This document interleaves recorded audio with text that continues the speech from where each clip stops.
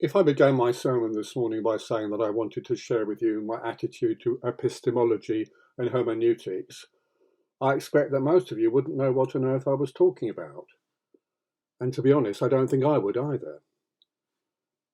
It would sound as though I had swallowed that dictionary I was using earlier in the service. Now, I imagine that all of us would agree that the task of the preacher is to make the message of the Bible as clear as possible, and that we expect what the preacher says to be something that we can understand and that helps us to grow in our faith. So I was completely perplexed when I was a minister in Bristol about 40 years ago now and heard about a clergyman who seemed to believe that preachers should actually try to be as difficult to understand as they possibly could. One of the churches in which I served was an ecumenical church, in which there was almost total sharing between Anglicans and Methodists. One of the Anglican members, Peggy, was training to be a reader, that is the Anglican equivalent of a local preacher. She used to preach not just in our Anglican Methodist church, but in all the Methodist churches of our circuit. And she was always very warmly welcomed, because she was always well prepared, she spoke from the heart, and she spoke in a way that was easy to follow. Yet this man in charge of her studies told her, and the rest of the training group, that they should fill their sermons with long and difficult words, and generally make themselves as hard to understand as they could. Now, I just couldn't believe that when I first heard it, and I wondered if he was joking. But from what Peggy told me, it was plain that he was actually deadly serious. Fortunately, Peggy took no notice of him, but I wonder what inspired him to take this very strange view. My only conclusion is that he had totally misunderstood what real wisdom is all about, falsely imagining that true wisdom involves being highly intellectual and talking as far above other people's heads as is humanly possible. I know that sometimes when we preachers use illustrations, you in the congregation cannot always see the link between the illustration and the point we're trying to make. But by and large, illustrations from ordinary life help to make the meaning clearer, and you would expect preachers to want to make their message as clear as possible. I think that Jesus himself tried to do the same, and that is why he used so many stories and illustrations from everyday life, which would help people to understand his meaning. But some of the Greek thinkers in the time of St. Paul would have agreed with that clergyman who tried to make things harder to follow. Probably some of those who are to be found in Corinth, and Paul's readers there, would have come across their view that real wisdom is concerned with things that are very difficult to understand. Apparently they attacked Paul because his message about the cross of Jesus was for them too simple and too straightforward. It couldn't be truly wise because it was too easy to follow. They wanted something with lots of long words and difficult ideas. And if Paul had preached in that way, they would have been far more interested in what he had to say.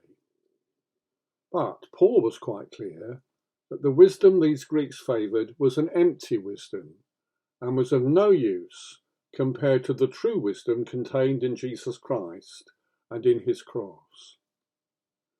It's all too easy for some modern Christians to be ruled by their heads instead of by their hearts, and to complicate the message of Jesus by dressing it up in long words and obscure terms. Now, don't get me wrong, I'm not saying that we Christians should leave our brains behind when we come to church or when we read the Bible. The Century Private Willis outside the House of Commons in Gilbert and Sullivan's operetta Iolanthe notes that the MPs inside the House have to leave their brains outside and vote just how their leaders tell them to. We don't have to do that as Christians, and we should use our intellect to understand what we believe. If our faith will not stand up to scrutiny, then we need to change it in some ways. But that does not mean that we should on purpose make our faith obscure and hard to follow. And at the heart of our faith, as Paul saw so clearly, is the wisdom of the cross. A wisdom that is in one sense all too easy to understand, as we see in our mind's eye Christ dying in love for us and for all the world. Yet it is not so easy for us to take that wisdom and put it into practice in our own lives.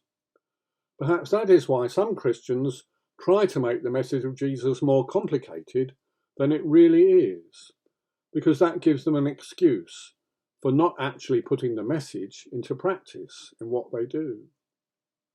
But as St. Paul saw so clearly, the ones who have truly grasped the wisdom of God shown in the cross of Christ have usually been, from the world's point of view, humble and unimportant, not the rich and famous and powerful, but the ones the world has overlooked or even thought to be foolish and of no value.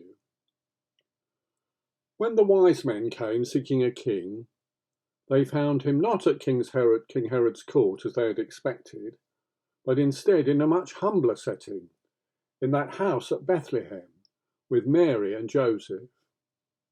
The first followers of Jesus were, for the most part, not the leaders of society, but those from far less exalted backgrounds, fishermen, and even political revolutionaries like Simon the Zealot. Certainly in Corinth, from what we know from Paul's letters, most of the church were slaves, or little better than that.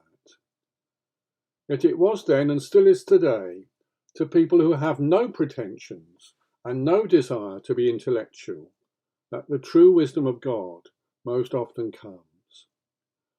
Indeed, in our Gospel reading from the Sermon on the Mount, Jesus' Beatitudes seem to be making a similar point, that those closest to God are not usually the great and the mighty in the eyes of the world, but those who have chosen the wisdom of the kingdom of God, even when that wisdom seems to go clean counter to common sense and the general way that most people look at life. Worldly wisdom has no time for meekness and humility. It says you must never let anybody ride roughshod over you and over your rights. But Jesus says, "Blessed are the meek, for they will inherit the earth." Worldly wisdom has little use for mercy, imagining that if you forgive somebody, they will never learn their lesson. But Jesus says, "Blessed are the merciful, for they will receive mercy."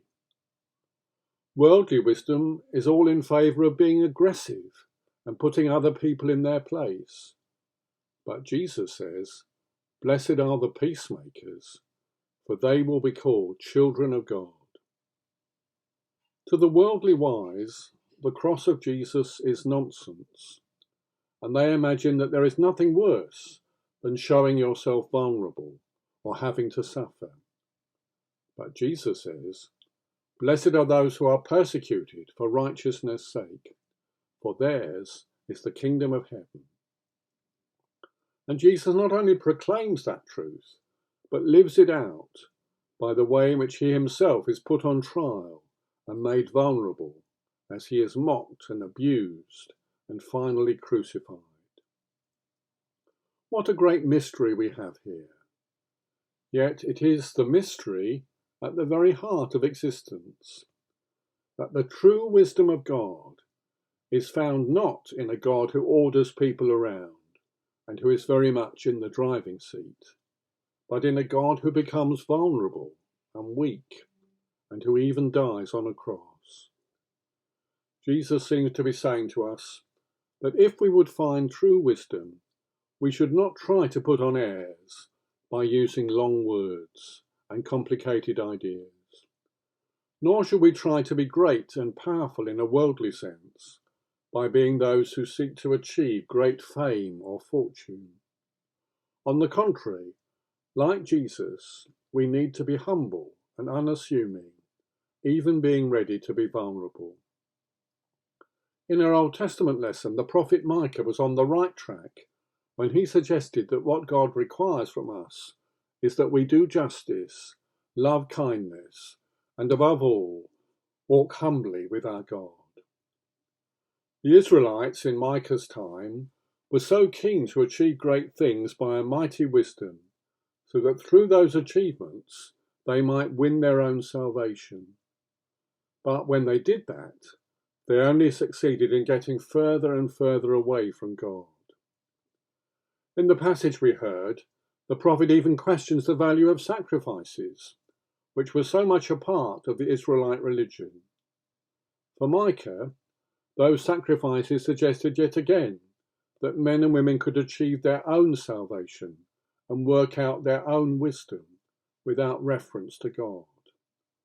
But in the end, the true wisdom comes from being truly humble and allowing God to work in us, rather than trying to achieve great things in our own strength. Yes, real wisdom comes when we refuse to press forward our own claims to greatness, and instead simply allow God to use us in those humble ways that he chooses. Just before a new Archbishop of Canterbury was appointed, over 20 years ago now, several of the newspapers were running campaigns against some of the possible candidates for the post. The suggestion was made that some of the candidates were trying to drum up their own chances of appointment, often by spreading bad publicity about some of the other candidates.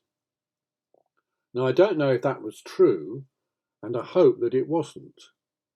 But I was intrigued to see an article in the paper at that time suggesting that it would be far more Christian to give the job of Archbishop of Canterbury to an ordinary parish priest who had no pretensions to be famous, but who was simply trying in a humble way to put the faith into practice.